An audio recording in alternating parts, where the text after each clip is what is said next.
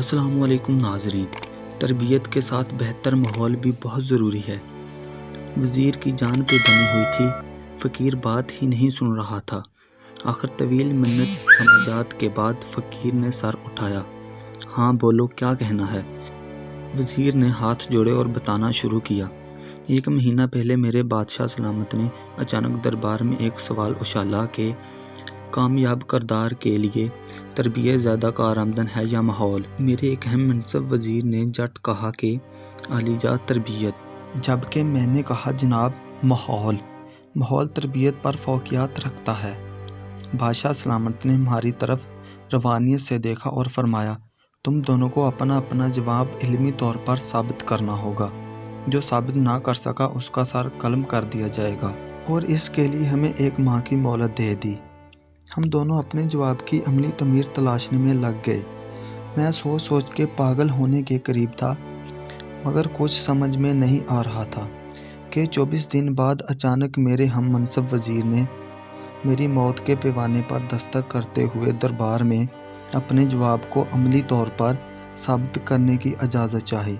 اجازت ملنے پر اس نے دربار میں کھڑے ہو کر تالی بجائی۔ تالی بجاتے ہی ایک ایسا منظر سامنے آیا کہ بادشاہ سمت تمام اہل دربار کی سانسیں سینے میں اٹک گئی۔ دربار کے ایک دروازے سے 10 بلیاں منہ میں پلیٹیں لیے، جن میں جلتی ہوئی موم بتیاں تھیں، ایک قطار میں خرمہ خرمہ چلتی دربار کے دوسرے دروازے سے نکل گئیں۔ نہ پلیٹیں گری اور نہ ہی موم بتیاں بجھیں۔ دربار تعریف و تصیف کے نعروں سے گونج اٹھا۔ میرے ہم منصب نے بادشاہ کی طرف دیکھا اور کہا، حضور، یہ سب تربیت ہی جس نے جانوروں تک کو اس درجہ و نظامیت کا عادی بنا دیا۔ بادشاہ نے میری جانب دیکھا۔ مجھے اپنی موت سامنے نظر آ رہی تھی۔ میں دربار سے باہر نکل آیا۔ تبھی ایک شخص نے آپ کا نام لیا کہ میرے مسئلے کا حل آپ کے پاس ہی ہو سکتا ہے۔ میں 2 دن کی مسافت کے بعد یہاں پہنچا ہوں۔ دی گئی مدت میں سے 4 دن باقی ہے۔ یہ میرا فیصلہ اب آپ کے ہاتھ میں ہے۔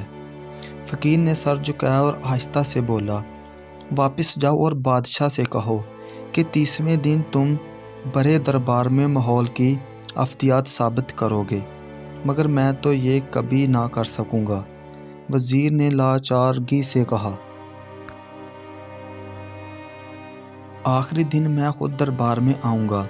فقیر نے سر جھکائے ہوئے کہا۔ وزیر مایوسی سے اور پریشانی کی حالت میں واپس دربار میں چلا آیا۔ مقررہ مدت کا آخری دن تھا۔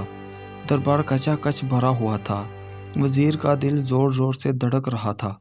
سب کے اچانک ایک مفلوج الحال سا شخص اپنا مختصر سامان کا تھیلا اٹھائے دربار میں داخل ہوا۔ بادشاہ کی طرف دیکھا اور بولا، وقت کم ہے، میں نے واپس جانا ہے۔ اس وزیر سے کہو تربیت کی افادیت کا ثبوت دوبارہ پیش کرے۔ تھوڑی دیر بعد ہی دوسرے وزیر نے تالی بجائی اور دوبارہ وہی منظر پلٹا۔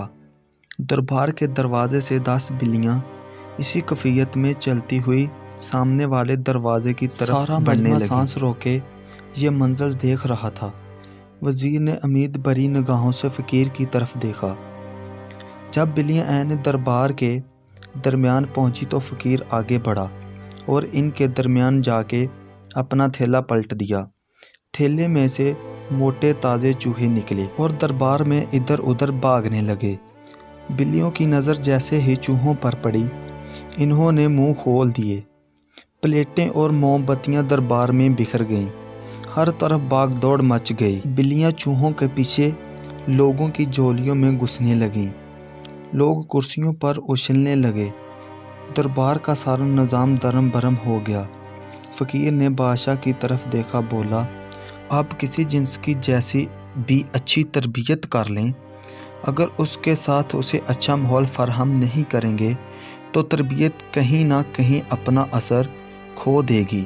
کامیاب کردار کے لیے تربیت کے ساتھ ساتھ بہتر ماحول بے حد ضروری ہے۔ اس سے پہلے کہ بادشاہ اسے روکتا، فقیر دربار کے دروازے سے نکل گیا تھا۔ تو دوستو، یہ تھی ہماری آج کی انٹرسٹ ویڈیو۔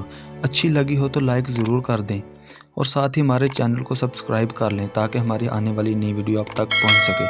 نیکسٹ ویڈیو کو ملیں گے، تب تک کے لیے اللہ حافظ۔